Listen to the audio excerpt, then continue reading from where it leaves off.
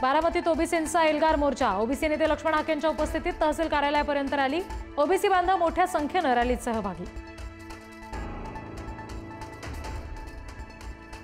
शरद पवारांनी मनोज जरांगेंना रसद पुरवली। राजेश टोपे सुप्रिया सुळेच नाही तर अजित पवार सुद्धा जरांगेंना मदत करतायत। लक्ष्मण हाकेंचा पवार कुटुंबियांवर आरोप।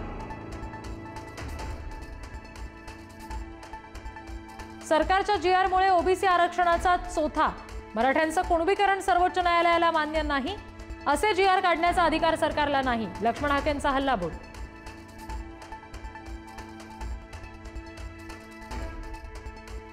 मुंबईमध्ये भाजपचा महापौर व्हावा असा अमित शहांचा आदेश।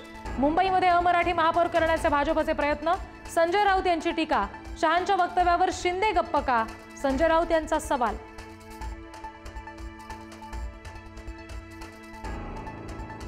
राज ठाकरे उद्धव ठाकरेंच्या युतीत पालिकेवर भगवा फडकणार।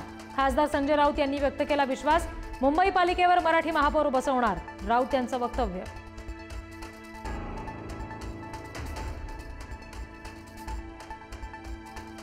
मुख्यमंत्र्यांना लिहिलेल्या पत्रावरील विरोधकांच्या टीकेनंतर मिलिंद देवरा यांची नवी पोस्ट। पत्र मुंबईत आंदोलनं बंद करण्यासाठी नाही तर शिस्तबद्ध पद्धतीने व्हावीत यासाठी लिहिल्याचं स्पष्टीकरण। मिलिंद देवरा यांनी मुख्यमंत्र्यांना पाठवलेलं पत्र मराठी लोकांचा अपमान। संजय राऊत यांची टीका। मिलिंद देवरा यांची हकालपट्टी केली पाहिजे, राऊतांची मागणी।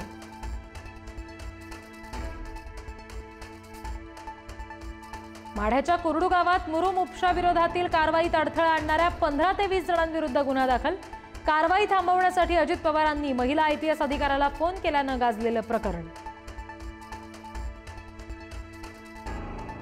बेशिस्त खपवून न घेणारे अजित पवार पोलीस अधिकाऱ्याला दम देतात। नैतिकदृष्ट्या अजित पवारांना उपमुख्यमंत्री पदावर राहण्याचा अधिकार नाही।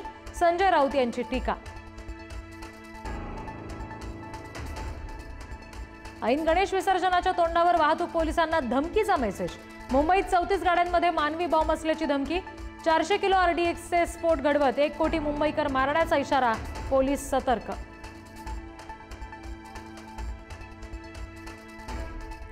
मुंबई पुण्यासह राज्यामध्ये विसर्जन मिरवणुकांची जोरदार तयारी।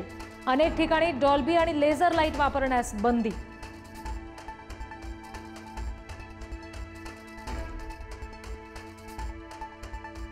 पुण्यातल्या विसर्जन मिरवणुका 2 दिवस चालणार। 8000 पोलिसांचा कडेकोट बंदोबस्त। ड्रोन आणि सीसीटीव्हीद्वारे करडी नजर। शहरातील वाहतूक व्यवस्थेत सुद्धा बदल।